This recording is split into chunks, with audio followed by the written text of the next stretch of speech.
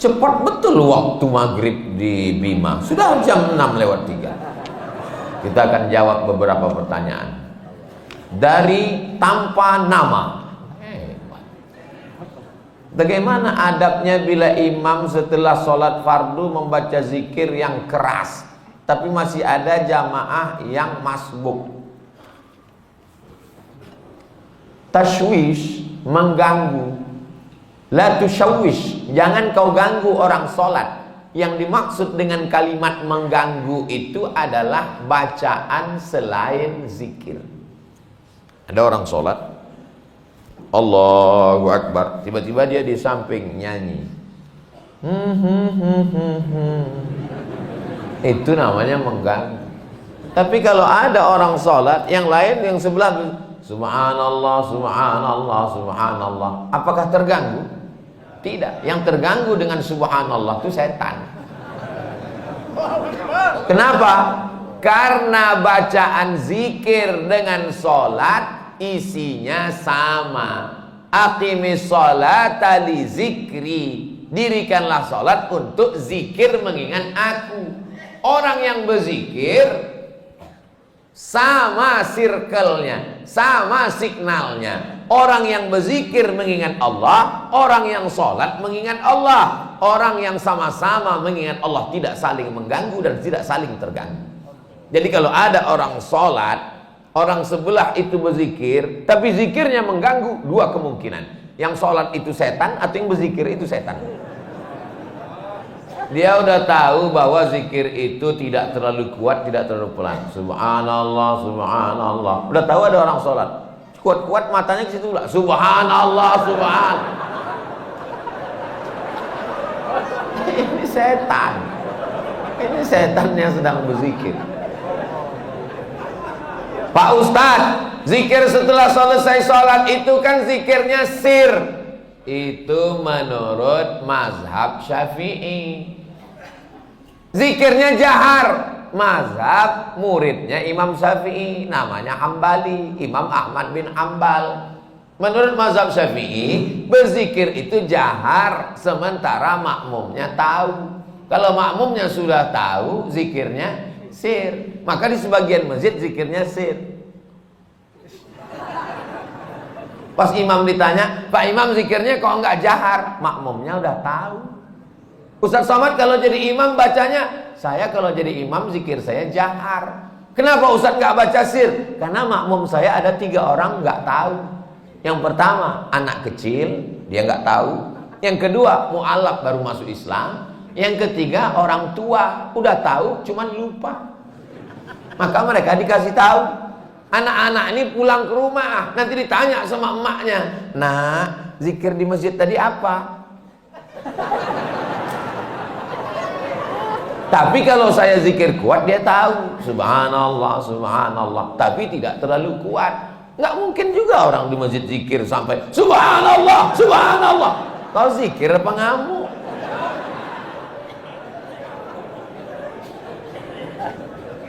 Jadi yang paling bagus adalah khairul umuri awsatuha, sebaik-baik perkara pertengahan. La tajhar bi sholatika, jangan suaramu terlalu melambung. Wala tukhafit biha, jangan pula terlalu tersembunyi. Wabtaghi baina dzalika sabila, carilah jalan tengah. Subhanallah, subhanallah, subhanallah. Ustaz Somad ngomong katanya bersuara jangan terlalu melambung tinggi. Ustaz sendiri kalau ngomong tinggi, saya biasa aja, sound systemnya bagus. Ini masjid bagus. Saya dikasih nasihat sama ketua DNI, Dewan Masjid Indonesia. Tolong Ustaz Somad kalau ceramah itu di mana-mana kasih tahu supaya perbaiki sound system. Karena 80% fungsi masjid ada sound system. Suara imam dengan sound system, suara khatib dengan sound system, suara ustadz ceramah. Kadang kita mau pengajian suaranya nggak jelas. Ada jenis mikrofon itu ustadz itu suaranya seperti kumur-kumurnya.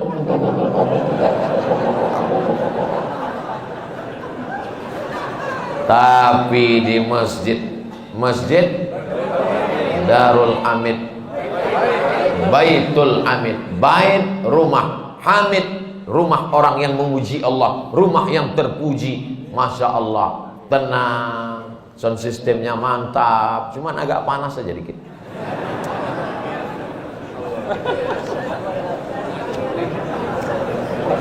Negeri Bima memang luas.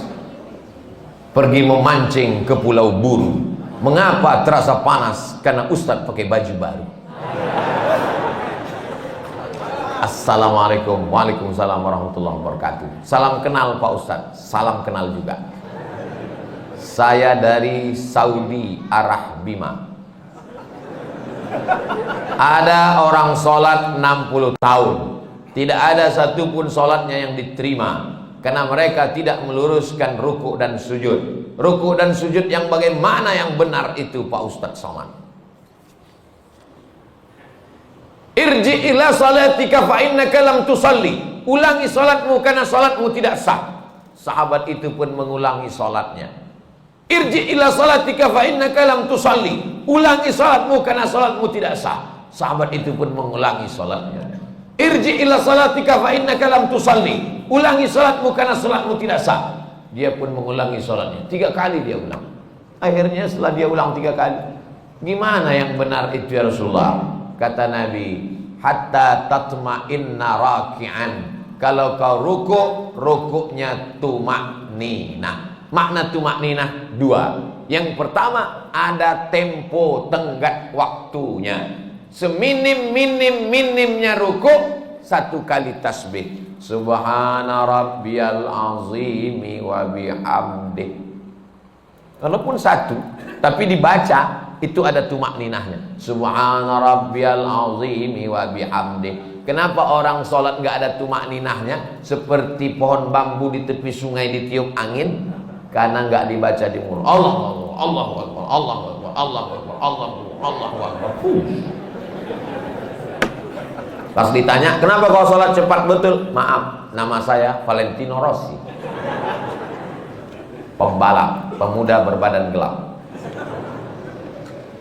Yang kedua, kenapa tidak ada tumakninah? Tidak benar rukuknya. Kalau diletakkan bejana di atas, tidak tumpah airnya, diagak-agak demikian. Jangan terlalu tunduk ke bawah seperti kambing lapar dapat rumput. Jangan mendongak ke atas seperti kuda jantan melihat kuda betina, apalagi kuda liar. Maka dia harus diagak-agak, dikira-kira. Jadi makna tumakninah 2, gerakannya dan waktunya. Allahu Akbar. Subhana rabbiyal azimi wa bihamdi. Subhana rabbiyal azim. Tidak terlalu menunduk ke bawah, tidak terlalu mendongak. Jangan rukuknya mendongak. Lalu kemudian sujud, hatta tatma'inna sajidan. Kalau engkau sujud, sujudnya juga tumaknina. Ujung kaki 2, ujung lutut 2, tapak tangan 2, kening 1. Nggak ada orang keningnya 2. Nempel ke bawah. Ini kening. Apakah hidung juga wajib disentuhkan? Kening ke lantai wajib. Hidung mustahab, dianjurkan. Yang paling bagus hidung. Cuman beda kita dengan orang Arab. Orang Arab tuh nggak terlalu terpaksa, kena dia. Kita memang agak kita paksakan dia. Mohon maaf, yang besek jangan tersinggung. Ini saya cerita tentang saya nih maksudnya. Jadi masalah hidung kena itu mustahab, dianjurkan. Bagaimana kalau orang pakai peci sampai keningnya tertutup? Ada orang pakai peci gitu. Makanya sebagian orang kadang kalau mau sholat dinaikkannya ke atas. Supaya menempel ke bawah. Afdalnya demikian. Bagaimana kalau ada orang keningnya tertutup? Maka sesungguhnya kain pada bagian tubuh yang menutupi tidak membatalkan sholat. Mana dalilnya? Karena ada seorang sahabat Nabi sedang sholat, dia ambil ujung jubahnya, dia tutupkan ke atas pasir, karena dia tidak mau keningnya menempel ke pasir karena panas, terik, nggak ada sajadah. Sholat dia, pas mau sujud, ujung jubahnya dia sujud di atas. Itu dalil boleh menempelkan ke kain yang menempel ke badan, tapi kurang afdal. Yang afdal adalah menyentuh. Begitu yang diajarkan Nabi. Kenapa orang bisa tasbihnya itu cepat sekali? Karena tidak diucapkan di mulut. Kalau diucapkan di mulut pasti pelan. Subhana rabbiyal a'la wa bihamdi. Subhana rabbiyal a'la. Subhanakallahumma wa bihamdika. Tasbih kita pelan itu karena diucapkan. Subhanallah, subhanallah, subhanallah, subhanallah. Jadi kalau ada bapak ibu lihat ada orang cepat sekali, itu karena nggak diucapkan.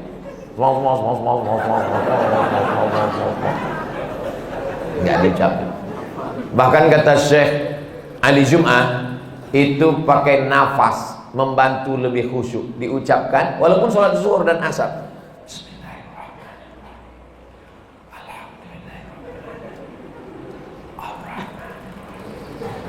Pakai nafas dan diucapkan. Apakah Nabi itu kalau sholat mulutnya bergerak? Ditanya kepada sahabat Nabi namanya Khabbab ibnul Alf. Ya Khabbab, ya. Nabi itu kalau sholat mulutnya bergerak. Ya. Dari mana kamu tahu? Bittirabi lihiyatih. Aku lihat jenggot Nabi bergoyang. Kenapa jenggotnya bergoyang? Karena dagu dan rahangnya bergerak. Ini ada orang sholat mulutnya nggak bergerak sama sekali. Matanya aja yang bergerak. Sholat apa ini? Ini pertanyaan sederhana, tapi mengkoreksi lagi sholat kita. Yang tidak benar sholatnya karena tidak membaca. Dibaca, qiraah itu artinya membaca. Sedangkan orang yang baca mulutnya nggak bergerak itu namanya mutalaah. Itu beda dalam bahasa Arab. Kalau bergerak membaca, makanya qiraatul Fatihah membaca. Bismillahirrahmanirrahim. At-tahiyatul mubarakatus shalawatut thayyibat. Assalamu alayka ayyuhan nabi wa rahmatullahi wa barakatuh. Wassalamu alayna wa ala ibadillahi sholihin. Asyhadu an la ilaha illallah wa asyhadu anna Muhammadar Rasulullah. Allahumma shalli ala sayyidina Muhammad wa ala ali sayyidina Muhammad. Sampai fil alamin innaka Hamidum Majid. Allahumma ighfir li ma qaddamtu wa ma akhartu wa ma asrartu wa ma a'lantu wa ma asraftu wa ma ta'lamu bi minni anta al-muqaddim wa anta al-mu'akhir. La ilaha illa anta subhanaka inni kuntu minadh dhalimin. Allahumma inni a'udzubika min 'adzabi jahannam wa min 'adzabil qabri wa min fitnatil mahya wal mamat wa min syarri fitnatil masiihid dajjal. Allahumma a'inni 'ala dzikrika wa syukrika wa husni ibadati. Assalamualaikum warahmatullahi. Assalamualaikum warahmatullahi. Tumanina. Kalau tidak ada tumanina, kata Nabi, ulangi sholatmu karena sholatmu tidak sah. Mari kita jaga sholat kita lagi insyaallah. Jangan menjadi pencuri sholat. Bagaimana pencuri sholat? Karena tidak lengkap rukunnya, syarat-syaratnya menurut pandangan ulama fikih. Ada orang sekarang ketika ditanya, kamu sholatnya kok cepat sekali, nggak lengkap. Yang penting hati kita.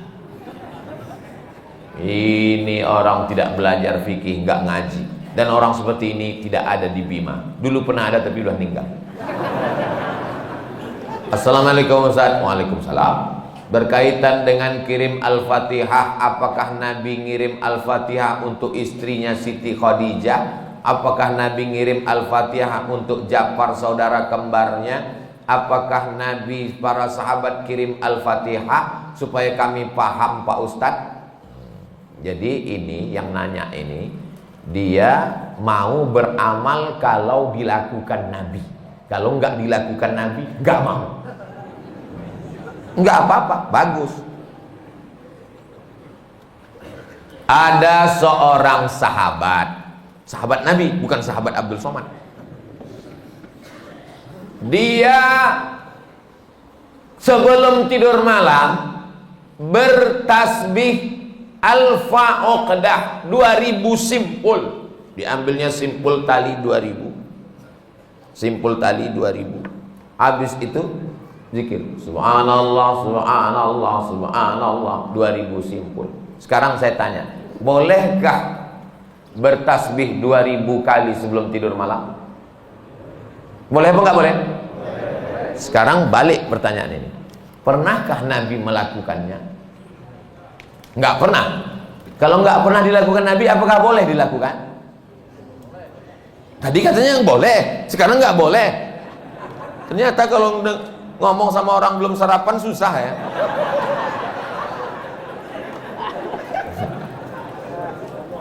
Oke, contoh kasus yang kedua. Ada seorang imam mazhab. Tadi yang bertasbih 2000 kali sebelum tidur itu sahabat Nabi, namanya Abu Hurairah. Sahabat Nabi. Di mana bisa dibaca biografinya? Dalam kitab Syiar A'lam An-Nubala. Siapa yang nulis? Imam Az-Zahabi, Imam Ahlus Sunnah wal Jamaah. Contoh yang kedua. Da'autu lisyafi'i fi salati arba'ina sanah. Saya mendoakan guru saya Imam Syafi'i fi salati, dalam salat saya arba'ina sanah, 40 tahun. Rabbi firli wali walidayya wali Muhammad bin Idris Asy-Syafi'i. Bolehkah mendoakan Imam Syafi'i 40 tahun? Boleh. Sekarang pakai logika ini. Pernahkah dilakukan Nabi? Nggak pernah. Kalau nggak pernah dilakukan Nabi berarti nggak boleh. Ini pertanyaan tingkat tinggi. Apakah mesti disyaratkan, mesti dilakukan Nabi dan sahabat? Puasa Nabi Daud, pernahkah Nabi melaksanakan puasa Nabi Daud secara berterusan? Yasumu yauman wa yuftiru yauman? Nggak pernah. Tapi Nabi memujinya. Apa kata Nabi? Ahabbu saum ilallah saumi Daud. Puasa yang paling bagus adalah puasa Nabi Daud. Nabi tak pernah melakukannya. Jadi sunnah ada 3. Yang pertama sunnah fi'liyah, Nabi melakukannya. Yang kedua sunnah qauliyah, Nabi mengucapkannya tapi Nabi tak melakukannya. Ada jenis yang ketiga, sunnah takririyah, Nabi tidak melakukannya, Nabi tidak mengucapkannya, dilakukan orang lain, disetujui Nabi. Mana contohnya? Sami Allahu liman hamidah, Nabi mengajarkan Rabbana lakal hamdu mil'us samawati wa mil'ul ardi wa mil'u ma syi'ta min syai'in ba'du. Tapi ada satu sahabat bacaannya lain. Sami Allahu liman hamidah, Rabbana lakal hamdu hamdan thayyiban mubarakan fi. Selesai salat Nabi tanya, siapa tadi yang baca alhamdulillah hamdan thayyiban katsiran mubarakan fi? Aku enggak pernah ajarkan. Aku ya Rasulullah. Apakah Nabi marah? Aku enggak pernah melakukannya. Kenapa kamu pandai-pandai buat doa itu? Kau masuk neraka jahanam. Apa kata Nabi? Apa kata Nabi? Ra'aitu bid'an wa salasuna malakan yabtadirun. Aku lihat 39 malaikat turun dari pintu langit ingin mencatat doa yang kau baca. Enggak pernah dibaca Nabi. Begitu juga dengan Allahu Akbar kabira, diriwayatkan oleh Abdullah bin Umar bin Khattab. Nabi mengajarkan Allahumma ba'id baini wa baina khataayaya kama ba'adta bainal masyriqi wal maghrib. Sahih Bukhari. Allahu Akbar kabira ada juga dalam Sahih Bukhari. Nabi tidak pernah mengucapkannya. Siapa yang membaca itu? Sahabat. Allahu Akbar. Tiba-tiba ada sahabat di belakang. Allahu Akbar kabira walhamdulillahi katsira wa subhanallahi bukratan wa asila. Titik. Wajhatu wajhiya itu iftitah lain. Selesai salat Nabi tanya, siapa tadi yang baca Allahu Akbar kabira? Ana ya Rasulullah. Apa kata Nabi? Futihat abwabus sama, terbuka pintu-pintu langit, malaikat turun mencatat doa yang kau baca. Ini jenis takriri. Makanya perbuatan kalau tidak dilakukan Nabi adalah bid'ah. Betul kata Imam Syafi'i, kalau dia bertentangan dengan syariah. Selama masih ada dalilnya, tidak bertentangan dengan syariah, maka dia tidak disebut bid'ah dhalalah, tapi dia disebut dengan mahmudah. Sekarang tentang mengirimkan Al-Fatihah kepada orang meninggal dunia, sampai apa tak sampai? Siapa bilang sampai? Memangnya yang udah meninggal itu pernah ngasih tahu? Alhamdulillah titipannya udah sampai, makasih ya.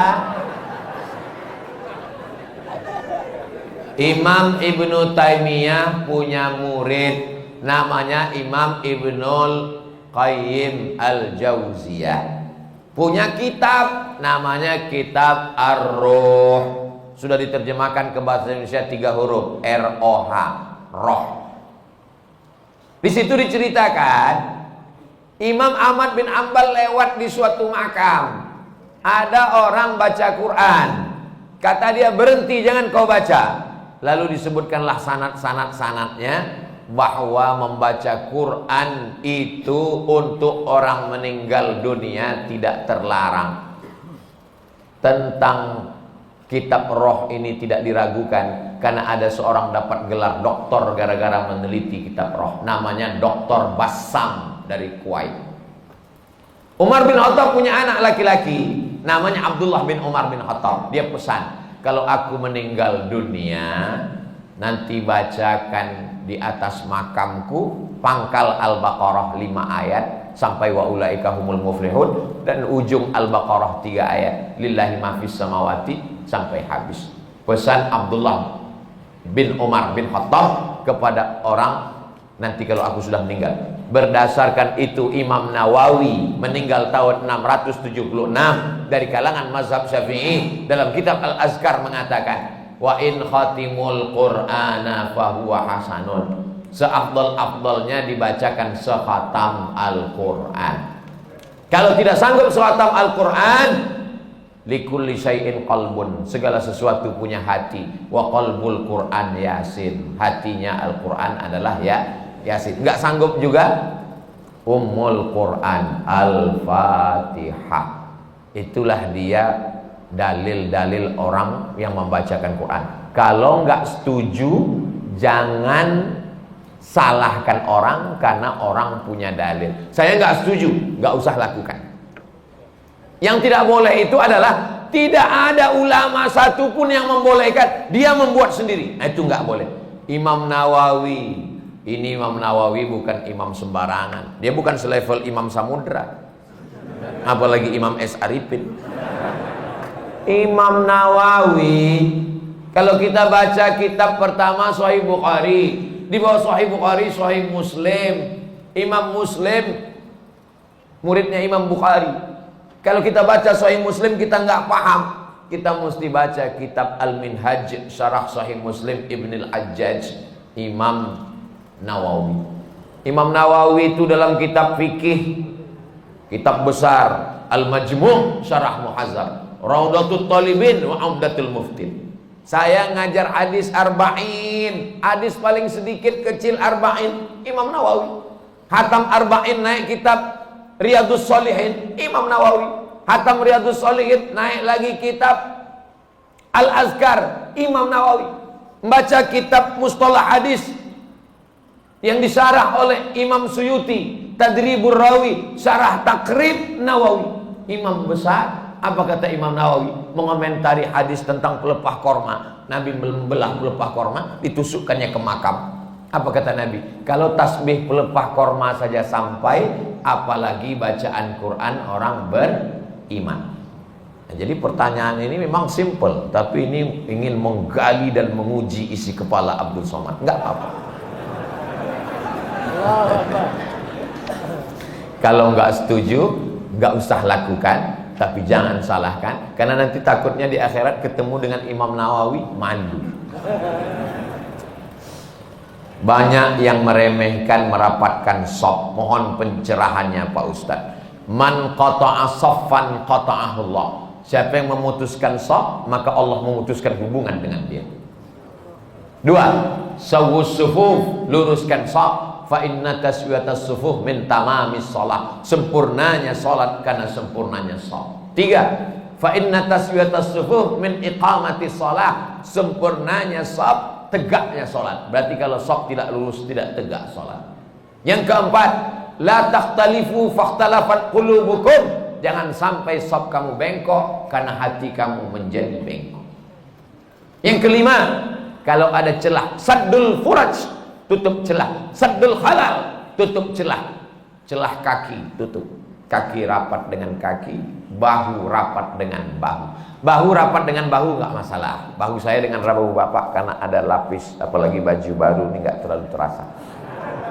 Yang agak masalah dikit kalau kaki rapat dengan kaki, karena nggak semua orang nyaman. Saya kalau ada orang merapatkan kakinya dengan kaki saya nggak apa-apa, karena saya orangnya nggak terlalu sensitif. Tapi ada orang yang kulitnya tipis. Dia kalau kakinya kena, dia seperti kena kecoa. Jadi kalau teman di sebelah kita itu kita rapatkan kaki, dia geser, jangan rapatkan lagi. Karena kalau kita geser nanti dia geser lagi, dia geser lagi. Imam udah mau waladhdallin, kita masih ngurus kaki. Khawatirnya dia baru tobat kemarin. Begitu kita geser 2 kali, dipijaknya langsung. Nah, akhirnya orang kelahi dalam masjid. Jadi pandai-pandai merasakan perasaan orang lain. Nah, ini nampaknya sepele, tapi bisa jadi masalah. Kalau kita sesama orang di masjid kelahi, yang ketawa orang yang nggak sholat. Untung aku nggak sholat. Jadi sop ini. Makanya imam nggak boleh angkat takbiratul ihram sebelum dia katakan sawus sufuf fa inna taswiyatas sufuf min tamamis shalah. Dia tidak hanya sekedar melihat ke depan, tapi dia tengok ke belakang. Dia tengok lurus, dia lihat lurus, dia tengok kaki, sandul khalal, tutup celah, baru takbiratul ihram. Tapi nggak perlu juga imam sampai ke belakang meriksa satu-satu. Ada dulu sahabat saya, ketua Majelis Ulama Indonesia, dia sholat. Ketika itu ada mahasiswa Afrika jadi imam di asrama. Mahasiswa Afrika ini orangnya masalah sop ini dia belakang. Ada satu yang nggak sabar, maju deh ke depan. Allahu Akbar. Nah, ini namanya imam kena kudeta nggak berdarah. Apakah makmum itu sudah tahu bacaan tentang luruskan sop? Tahu? Bacaan tentang sawus sufuf itu hampir semua orang Indonesia kan tahu kan? Luruskan sop, tahu semua. Kenapa diulang imam setiap mau sholat? Menunjukkan manusia ini lupa dan lalai. Belum pernah pengalaman saya sholat di masjid tiba-tiba imamnya ngomong, jamaah saya nggak perlu menyuruh meluruskan sop, kalian udah tahu semua kan? Menunjukkan manusia ini selalu lalai tentang sop. Maka luruskan. Qadamun biqadamin, mangkibun bimangkibin, mangkibun bimangkibin, bahu dengan bahu, kaki dengan kaki, lurus. Allah. Sekarang enak ada sajadah. Zaman Nabi mana ada sajadah? Bagaimana cara meluruskannya? Bahu dengan bahu, kaki dengan kaki. Innallaha yuhibbul ladzina yuqatiluna fi sabilihi shaffa. Allah suka melihat kita lurus shaf, ka'annahum bunyanun marsus, seperti bangunan yang kokoh. Karena kalau rapat, setan tidak bisa masuk. Itu filosofi lurusnya shaf. Mohon doakan remaja Masjid Baitul Hamid agar istiqomah Pak Ustadz. Semuanya, bukan yang remaja, yang tua pun bisa juga nggak istiqomah. Ini kadang anak-anak muda ini husnuzonnya keterlaluan. Disangkanya kalau udah tua istiqomah. Ya, oke. Mohon doa Ustadz, semoga usaha warung magnet rezeki berkah saya diluaskan dan dilancarkan. Inilah orang yang paling pandai mengambil kesempatan. Mumpung orang ramai, doanya dapat, iklannya dapat. Mantap, nanti videonya dipotong, diupload ke Instagram. Rezekinya tapi untuk bukan pribadi, membantu umat dan membantu pembangunan masjid kampung saya. Allahu Akbar. Mudah-mudahan adik-adik anak muda punya channel YouTube. Hasilnya untuk buat bangun masjid, pondok pesantren, tahfiz Quran. Amin. Terima kasih. Barakallahu fiik Ustadz. Salam alumni 212. Ada lengkap semua. Masya Allah, tabarakallah. Tapi dia nggak ada nanya, cuman itu aja.